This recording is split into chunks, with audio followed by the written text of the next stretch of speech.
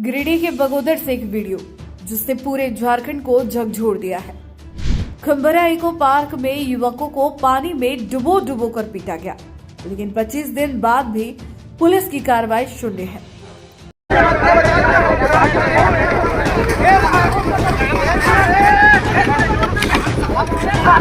तस्वीरें गिरिडीह जिले के बगोदर थाना क्षेत्र की है। 9 दिसंबर को खम्बरा इको पार्क में पार्किंग शुल्क को लेकर विवाद हुआ और यह विवाद बदल गया बर्बर हिंसा में। 4 अल्पसंख्यक युवकों को डैम में दौड़ाकर डुबोया गया, फिर पानी में ही बेरहमी से पीटा गया।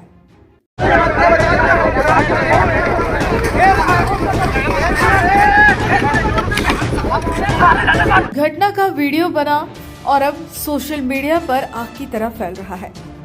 मामले में दोनों पक्षों से एफआईआर दर्ज है। बगोदर थाना कांड संख्या 313/25 और 314/25। लेकिन सवाल अब भी कायम है, वीडियो में आरोपी की पहचान क्यों नहीं हुई? पुलिस गिरफ्त में क्यों है फरार?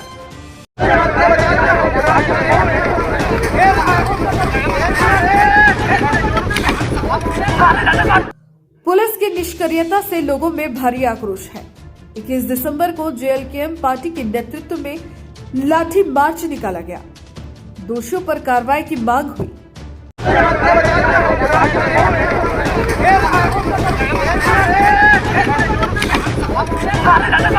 पच्चीस दिन बीत गए, लेकिन न गिरफ्तारी न सख्त कार्रवाई। सवाल अब सिर्फ बगोदर का नहीं, पूरे सिस्टम पर है। नमस्कार, आप देख रहे हैं दैनिक स्टेट और मैं गिरिडीह से सदानंद बनवार। अभी हम हैं गिरिडीह जिला के बिरनी प्रखंड अंतर्गत कुबरी गांव में। बता दें कि बीते 9 दिसंबर को बगोदर विधानसभा क्षेत्र के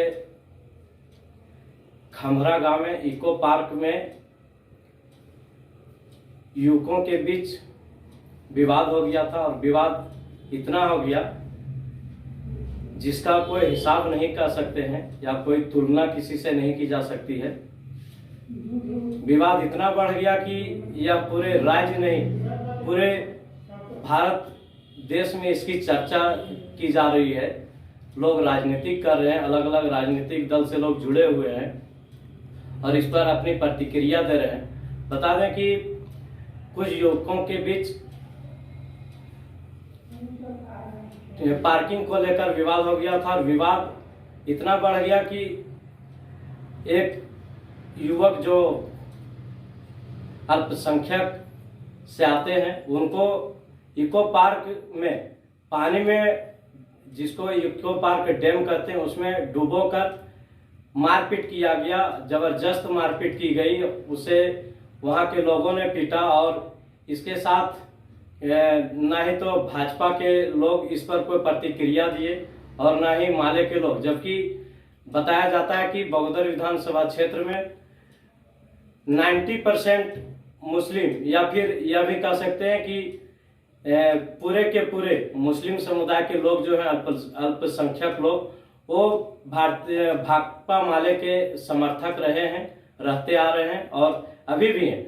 लेकिन ना ही उन्होंने कोई प्रतिक्रिया दिया, ना ही उस पर कोई कार्रवाई की गई। हालांकि इसकी कार्रवाई हेतु जेएलकेएम के सुप्रीमो जयराम महतो ने बीते दिनों कार्रवाई की मांग की थी और प्रतिवाद मार्च निकाला गया था। और इसी के साथ आज हमारे साथ जेएलकेएम के बगोदर विधानसभा क्षेत्र के प्रभारी हैं डॉक्टर सलीम अंसारी, जो समाज सेवी भी हैं और पूर्व बगोदर विधानसभा के विधानसभा प्रत्याशी रह भी चुके हैं। आइए हम जानते हैं उनसे क्या मामला था, क्या हुआ अब तक और क्या कहते हैं। डॉक्टर साहब, सबसे पहले तो आपको दैनिक स्टेट में स्वागत है। जी, आपका मैं चैनल को धन्यवाद देता हूँ। क्या हुआ था उस दिन जो वहाँ के कुछ युवकों को, अल्पसंख्यक युवकों के साथ वहाँ के लोगों ने मारपीट की? जो 9 दिसंबर की घटना थी वो बहुत ही निंदनीय घटना थी। मैं उसका निंदा करता हूँ। जो इस तरह के एक सार्वजनिक स्थल पे जो इको पार्क खम्बरा में स्थित है, उस जगह पे जो कुछ गुंडागर्दी गुंडे तबके के लोग इस तरह की घटना को अंजाम दिए, उसका भी मैं तहे दिल से निंदा करता हूँ। और इस तरह की घटना नहीं होनी चाहिए। वो सार्वजनिक स्थल है, दार्शनिक स्थल है। वैसे स्थल पर अगर कोई लोग जाते हैं मनोरंजन के लिए, जो भी दार्शनिक स्थल होता है वो मनोरंजन का साधन होता है, अगर वैसे जगह पे लोग जाते हैं और वहाँ पे अगर इस तरह की घटना होती है और जाति सूचक शब्द बोल करके अगर इस तरह की घटना होती है तो ये निंदनीय है। तो फिर क्या हुआ था उस दिन की घटना में, क्या आया था? देखिए, एक्चुअली में उस दिन हम लोगों का 9 तारीख को एक प्रतिवाद मार्च था, हम लोगों का छात्र अधिकार रैली था। और उस दिन हम लोग सारे लोग पूरे जेल कैंप की टीम रांची में मौजूद थे। उसी के दौरान यहाँ पे ये घटना हुई और इस घटना का आप तो सोशल मीडिया के माध्यम से वीडियो वायरल हुआ था, उसके माध्यम से तो आप देखे होंगे। उसी को देख करके हम लोग भी उसका प्रोटेस्ट किए और आप देखे होंगे कि 30 दिसंबर को हम लोग बगोदर में लाठी मार्च भी निकाले थे उसके खिलाफ। और अभी तक प्रशासन में कोई सुगबुगाहट नहीं है इसकी। हम चाहते हैं कि प्रशासन इसका निष्पक्ष जांच करके और जो दोषी हैं उसको उचित कार्रवाई करे।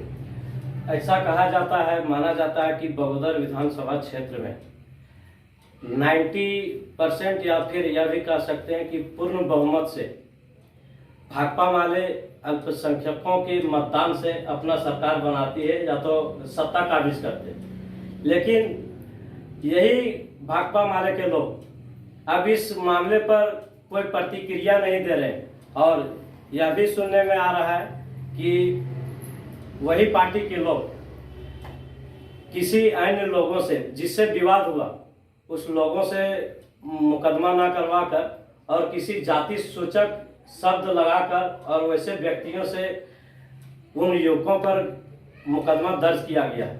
कहाँ तक यह बात सही है? देखिए, बिल्कुल निराधार है। वहाँ पे कोई वैसे जो हरिजन एक्ट लगा है हमारे बच्चों के ऊपर, वो बिल्कुल निराधार है। वहाँ कोई हरिजन नहीं था और दूर दूर तक उसका कोई लेना देना नहीं है, इस कांड से कोई संबंध नहीं है। अगर इस तरह का कोई किया है तो ये हमारे समझ से फंसाने का काम किया गया है। आज तक तो साजिश के तहत हमारे बच्चों को फंसाने का काम किया जा रहा है।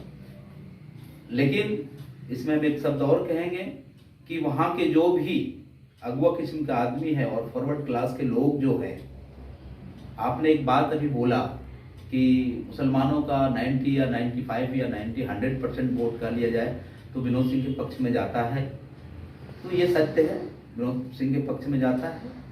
आप एक कहावत सुने होंगे कि जिस घर का खाना खाता है ना, अगर कुत्ता बाहर जिस घर का खाना खाता है तो उस पर नहीं भौंकता है। बस वही कहानी को दोहराया जा रहा है कि जिस घर का खाना खाता है उसी पे भौंकने का काम किया इन लोगों ने। और आने वाला दिन में इसका जो भी होगा हमारे लोग समझ के जो भी निर्णय लेना होगा करेंगे। तो फिर अब तक आपके समाज के लोगों का क्या प्रतिक्रिया रहा है? देखिए, प्रतिक्रिया करने से कोई फायदा नहीं है, समय आएगा लोग बताएंगे। जिस तरह का वो घटना का अंजाम दिए हैं और अभी तक उनमें कोई इस तरह की कोई एक मरमाहत होती है, उस तरह का कोई बात नहीं आया, खेद प्रकट भी उन्होंने नहीं किया। तो कहीं ना कहीं हमारे समाज के ऊपर हमारे समाज के लोग इस चीज़ से सोच भी रहे हैं कि भाई क्या होना चाहिए, इस पे नहीं होना चाहिए। ये समय आएगा लोग बताएंगे इसको, अभी ज़्यादा खुलासा करने से कोई फायदा नहीं है। उस वीडियो को देखने के बाद इससे तो प्रशासन को निष्पक्ष जांच करना चाहिए कि कौन वह युवक है और उसकी पहचान आसानी से की जा सकती है। बावजूद पुलिस इस पर पहचान नहीं कर पा रही है और काउंटर केस जिसको कहते हैं हम लोग हिंदी शब्द में या फिर अपने भाषा में कि काउंटर केस किया जा रहा है उन लोगों को बचाने के लिए और इन लोगों को फंसाने के लिए। उस पर आपको क्या लगता है, पुलिस कैसे इसे देखेगी? देखिए, अभी तक इस बगोदर विधानसभा में 3 थाना है, बगोदर, बिरनी, सरिया।